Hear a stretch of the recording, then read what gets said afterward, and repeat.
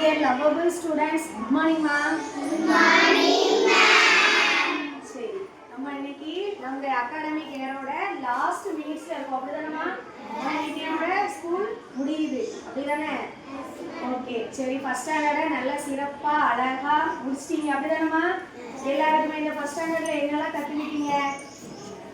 எல்லாமே உங்களுக்கு நாங்க படிக்கிறது சொல்லலாம், எங்களுக்கு இவ்வளவு அட்வான்ஸ் கிடையாது. ஃபர்ஸ்ட் ஸ்டாண்டர்ட் படிக்க சொல்லதான் நாங்க ஏ லெட்டரே ஸ்டார்ட் பண்ணோம். ஆனா உனக்கு இப்போ நீ என்ன பண்ற, அழகா ரீட் பண்ற.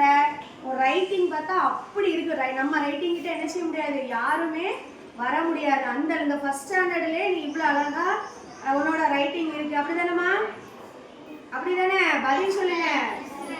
சரி, இப்போ நெக்ஸ்ட் செகண்ட் ஸ்டாண்டர்ட் போறீங்க. அப்படிதானே? நெக்ஸ்ட் லெவலுக்கு நீங்க மூவ் ஆகுறீங்க. அப்படிதானே? ஓகே, இப்போ நம்ம ஸ்கூல்ல உனக்கு என்னெல்லாம் கொண்டுட்டு வந்திருக்காங்க. இப்போ நான் உனக்கு எக்ஸாம்பிளுக்கு என்ன சொல்லணும்னா, இப்போ வீடு கட்டும் போது பார்த்துருக்கியா, கீழே நல்ல ஆழமா குழி தோண்டுவாங்க. குழி பார்த்துருக்கியா எல்லாரும்? அது எதுக்காக அப்படி பண்றாங்க? அந்த பில்டிங் வந்து ஸ்ட்ராங்கா இருக்கணும் அப்படிங்கிறதுக்காக அது பண்றாங்க. அதே மாதிரி தான் உன்னோட எதிர்கால கல்வியும் நல்லா இருக்கணும்னு நம்ம ஸ்கூல்ல என்ன பண்றாங்க, பேசிக்க ஃபுல்லாமே ரொம்ப சூப்பரா கொண்டுட்டு வராங்க.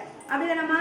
தமிழ் லெட்டர் ஐடென்டிட்டியா இருக்கட்டும், இங்கிலீஷ் லெட்டர் ஐடென்டிட்டியா இருக்கட்டும், மேத்ஸ்ல டேபிள்ஸா இருக்கட்டும், எல்லாமே நம்ம என்ன செஞ்சிருக்கோம், சக்சஸ்ஃபுல்லா அழகா படிச்சிருக்கோம். அப்படிதானே? தமிழ் 247 எழுத்து உனக்கு தெரியும்ல.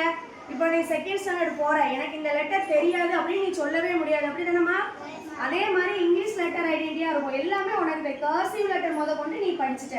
அப்படிதானே? மேத்ஸ்லயும் டேபிள்ஸ்ல 10 டேபிள் வரை பாட்டம் 16 வரை உனக்கு தெரியும். பாத்தியா எவ்வளவு சூப்பரா நீ இந்த ஜேர்னியை ரன் பண்ணிருக்கன்னு உனக்கு தெரியுதா? பார்த்திருக்கியா? அப்போ நெக்ஸ்ட் செகண்ட் ஸ்டாண்டர்ட் போகும்போது நீ என்ன செய்யணும், இதை விட அட்வான்ஸா நீ உனக்கு சிலபஸா இருக்கட்டும், எக்ஸ்ட்ரா கரிக்குலர் ஆக்டிவிட்டிஸா இருக்கட்டும், ஸ்போர்ட்ஸா இருக்கட்டும், டான்ஸா இருக்கட்டும், எல்லாத்துலயுமே நீ என்ன செஞ்சிருக்க, உன்னோட பெஸ்ட்டை கொடுத்துருக்க.